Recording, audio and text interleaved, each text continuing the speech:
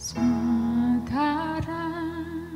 anugerah-Mu hari ini ada, bukan karena kuatku, namun karena Roh-Mu. Ku bawa hatiku, penyembahanku, ku semakin berkurang, Yesus makin bertambah. Mengikut Yesus, itulah kesukaan hatiku. Ku lepas semua hakku untuk mengenal kehendak-Nya di hidupku. Mengiring Yesus, itulah kekuatan hidupku. Ku yakin anugerah-Nya mampu jadikanku hamba yang berkenan selalu.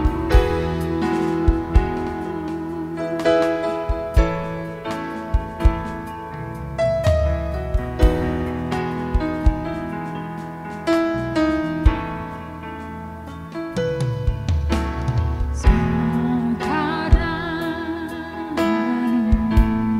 anugerah-Mu hari ini ada,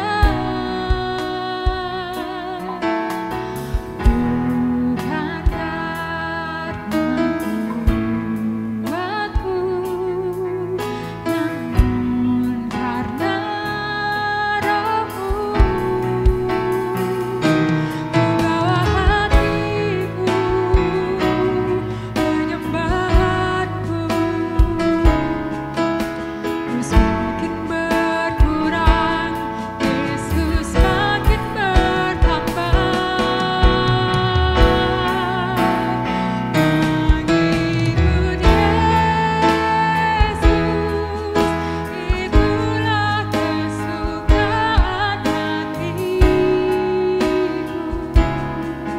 Ku lepas semua hakku untuk mengenal kehendak-Nya di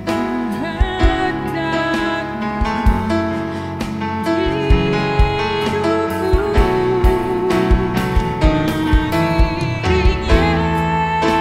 Yesus, itulah kekuatan hidupku. Ku yakin anugerah-Nya mampu jadikanku hamba yang berkenan selalu.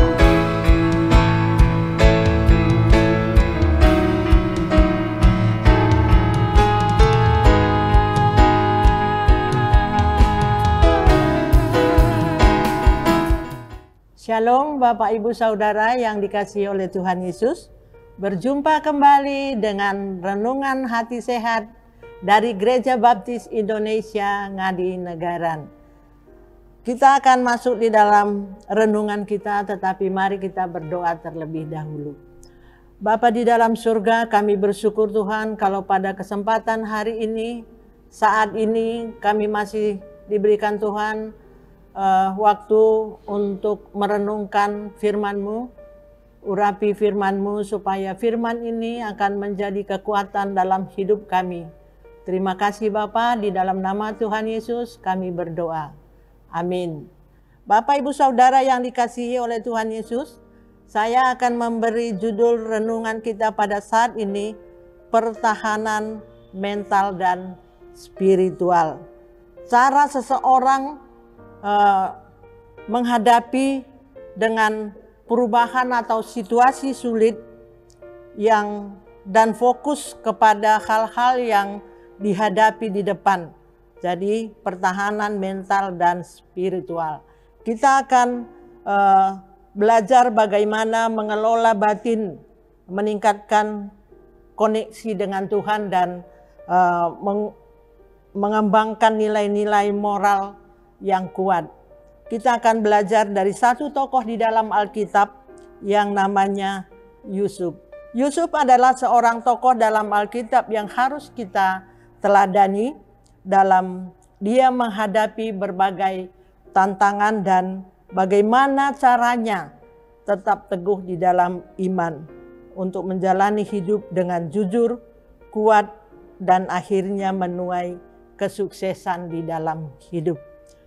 Yang pertama, tidak goyah. Yusuf dijual oleh saudara-saudaranya yang sebelumnya dimasukkan ke dalam sumur.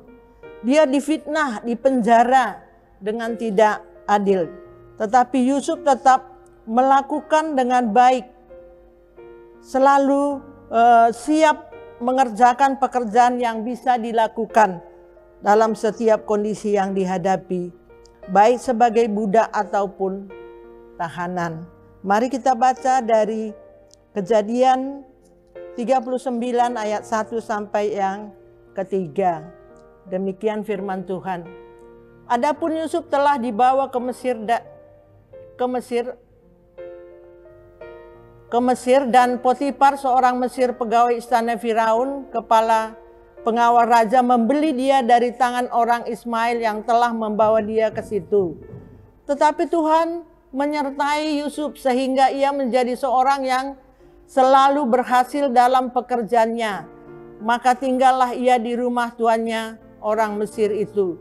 Setelah dilihat oleh tuannya bahwa Yusuf disertai Tuhan dan bahwa Tuhan membuat berhasil segala sesuatu yang dia kerjakan, Yusuf tetap teguh menghadapi situasi. Ayat ini menunjukkan bagaimana Tuhan menyertai Yusuf meskipun ia mengalami banyak kesulitan seperti tadi saya sebutkan, dimasukkan di dalam sumur, dijual kepada budak ke Mesir, tetapi kehadiran Tuhan dalam hidup Yusuf membawa keberhasilan dalam segala pekerjaannya sehingga tuannya Potifar memperhatikan dan mengakui hal tersebut. Jadi Yusuf tidak goyah kondisinya sesulit apapun. Yang kedua, meyakini rencana Tuhan. Rencana Tuhan pasti yang terbaik bagi Yusuf. Secara iman, secara spiritual tetap bertahan karena percaya Tuhan punya rencana indah, mulia baginya. Dengan berbagai penderitaan yang dihadapi, yakni bahwa tidak ada sesuatu yang terjadi di luar sepengetahuan Tuhan. Kita harus meyakini itu, dan Allah pasti punya rencana yang baik, yang indah, yang mulia bagi Yusuf. Ya, dari Kejadian 50 ayat 20 mengatakan, memang kamu telah mereka-rekakan yang jahat terhadap aku, tetapi Allah telah mereka-rekakannya untuk kebaikan dengan maksud melakukan seperti yang terjadi sekarang ini, yakni memelihara hidup suatu bangsa yang besar. Jadi rencana Tuhan untuk kepentingan keluarganya supaya tidak kelaparan, dan juga kepentingan bangsa dan masyarakat yang banyak. Bangsa Mesir jadi kaya, masyarakatnya tidak kelaparan, ada lumbung beras yang sangat banyak. Itulah hasil dari pekerjaan Yusuf. Jadi meyakini rencana Tuhan pasti yang terbaik bagi dirinya. Walaupun orang lain mereka-rekakan, yang jahat kepada Yusuf. Yang selanjutnya, yang ketiga, pengampunan bukti Yusuf memiliki spiritual yang kuat. Jadi punya kesempatan buat membalas dendam pada saat Yusuf punya jabatan menjadi orang nomor 2 di Mesir. Bagi Potifar dan juga bagi saudara-saudaranya. Tetapi Yusuf memilih mengampuni. Ini bukti Yusuf memiliki iman yang kuat. Karena meyakini penderitaan yang dialami, karena Tuhan punya rencana yang besar bagi dirinya. Dari Kejadian 45 ayat 5 dikatakan, tetapi sekarang janganlah bersusah hati dan janganlah menyesali diri, karena kamu telah menjual aku ke sini, sebab untuk memelihara kehidupanlah Allah menyuruh aku mendahului kamu. Keren sekali ya imannya Yusuf. Jadi Yusuf mengampuni orang yang memenjarakan dia, yang tidak adil, yang memfitnah dia. Bahkan saudara-saudaranya sendiri pun menjual dia. Tetapi dari Kejadian 45 sampai ayat 45 ayat 5 ini menjelaskan bahwa Yusuf mengampuni mereka. Dia punya kesempatan untuk membalas dendam kepada mereka, tetapi Yusuf memilih mengasihi orang-orang yang sudah menjual dia, yang sudah memperlakukan dia tidak adil. Karena Yusuf percaya kuasa Tuhan, meskipun penderitaan itu menghempaskan dia, membawa dia ke titik terendah di dalam hidupnya, namun selalu dan tetap punya harapan dan melakukan hal-hal terbaik dengan percaya diri. Baik dari lubang sumur, baik itu difitnah dan dipenjara, Yusuf yakin dan percaya akan kuasa Tuhan. Punya iman yang luar biasa, yang berani mengatakan bahwa Allahnya akan menolong